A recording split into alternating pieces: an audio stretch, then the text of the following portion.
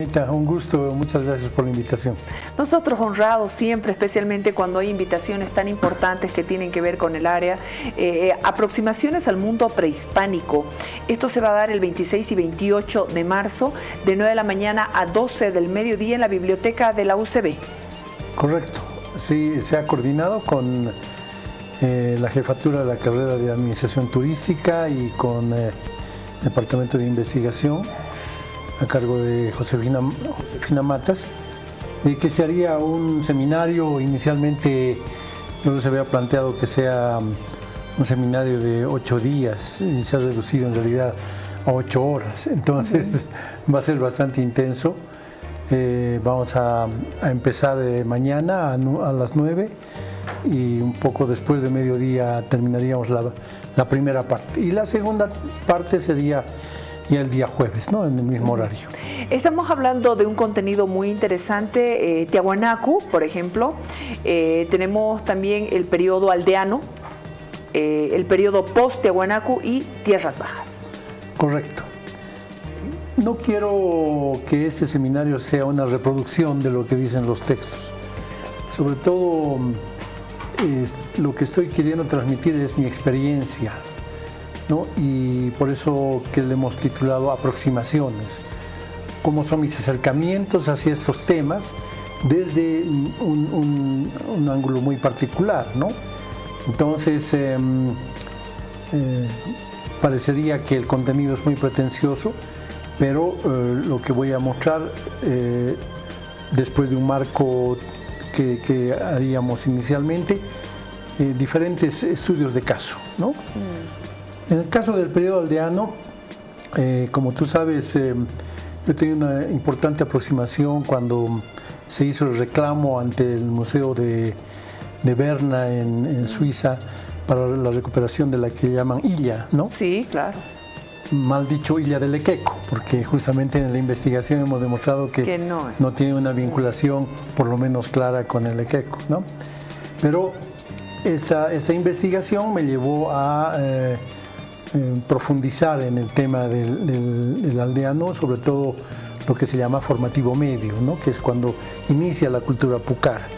Y después la influencia que va a tener Pucara sobre Tiwanaku, que es muy importante, pero que no es una influencia directa. Eso también creo que es una cosa novedosa que se va a decir, ¿no?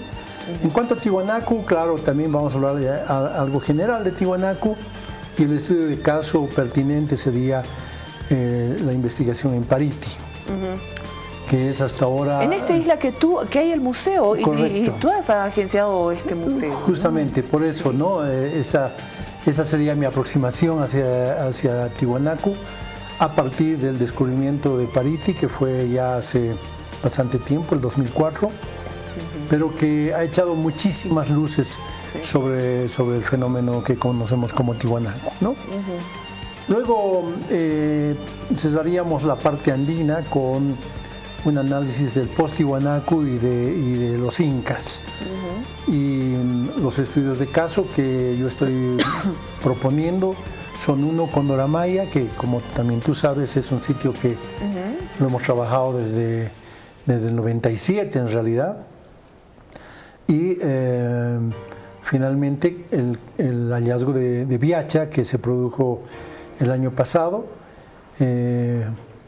y que también nos está dando muchísimas luces sobre la relación que tenían los pueblos locales, en este caso pacajes, con los pueblos conquistadores del norte, que son los incas.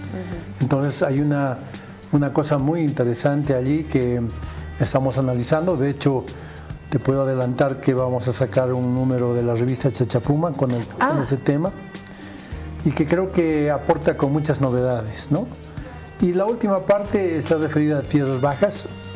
Soy sincero, no soy especialista en tierras bajas, pero hemos tenido aproximaciones importantes. La primera se produjo el 2014, cuando una empresa petrolera contrató nuestros servicios para trabajar en un sitio que se llamaba Caraparicito, donde se habían topado con unas tumbas. Posteriormente resultó que era un gran cementerio.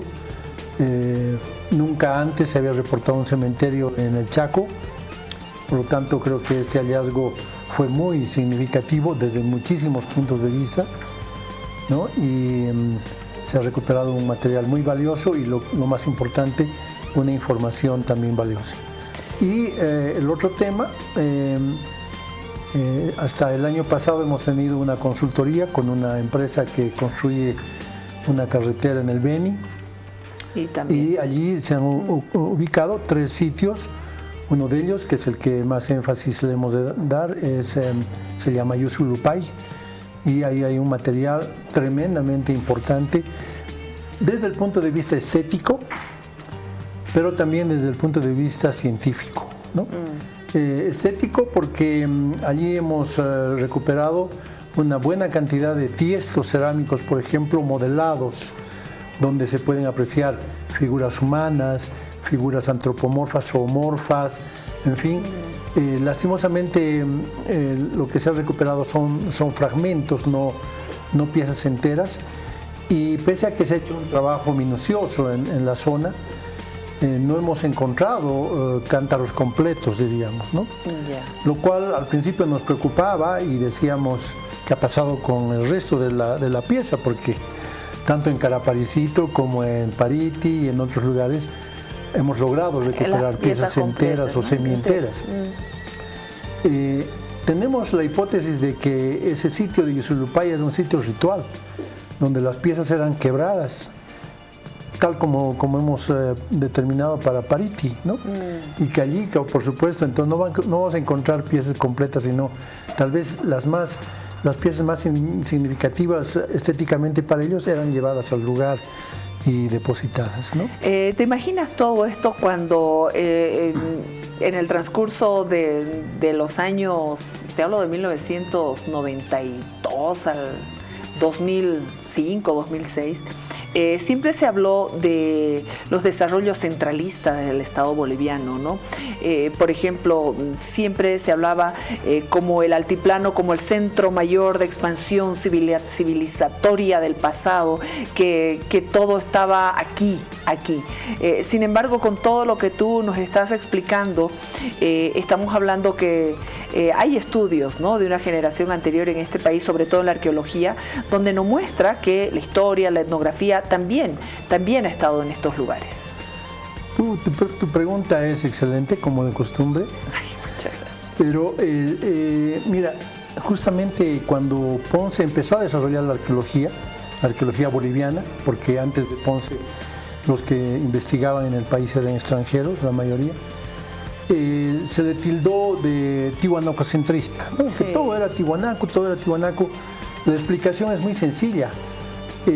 Tiwanaku era y es todavía el monumento más importante arqueológico en Bolivia, y por lo tanto, viendo el peligro que corrían las ruinas, él tuvo que abocarse a Tiwanaku, pero lo hizo para procurar su recuperación, su conservación, sin descuidar otro lugar, porque al poco tiempo de crear el Centro de Investigaciones en Tiwanaku, creó el de Iscanguaya, el de Samaipata, en Cochabamba, en Oruro, en el Beni, en fin.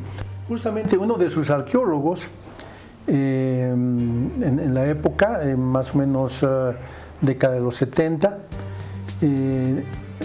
hizo una declaración en base a cálculos probablemente no muy exactos, pero dijo que en Bolivia habían como 30.000 sitios arqueológicos. Nadie los ha contabilizado nunca. Es el único que ha dado una cifra, porque los demás arqueólogos no nos atrevemos a dar ninguna cifra. Por lo tanto, ese guarismo sigue siendo muy útil para los bolivianos.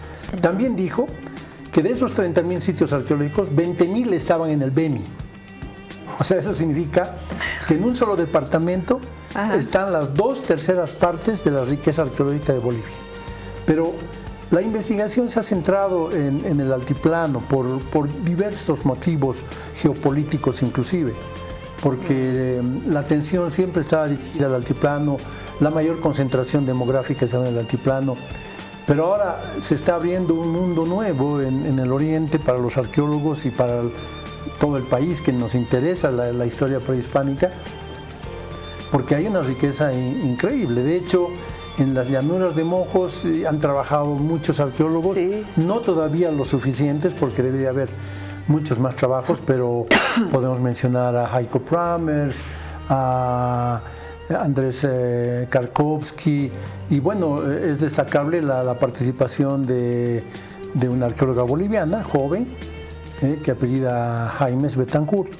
Entonces ella es una de las promotoras en ese momento de la investigación en las llanuras del Monjón, ¿no?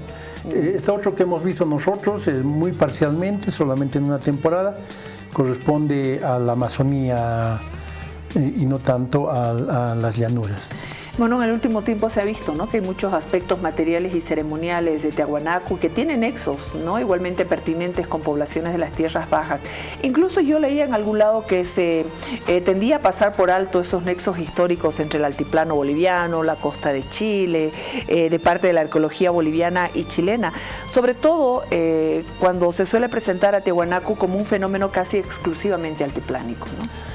Pues ya no, si alguna vez hubo